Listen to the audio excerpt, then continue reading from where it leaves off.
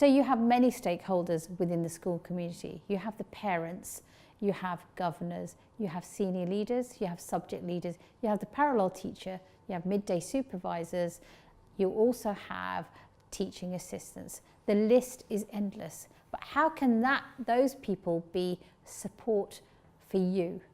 Well, the first thing is get to know the parallel teacher.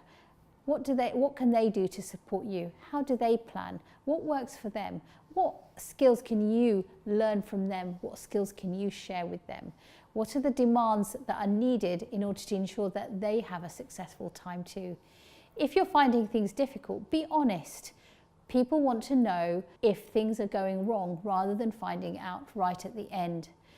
It's really important that you share them. The right skill will understand it and will put in support for you. That might mean team teaching, that might mean modelling a lesson, that might mean supporting you with the planning, it might mean supporting you with behaviour management.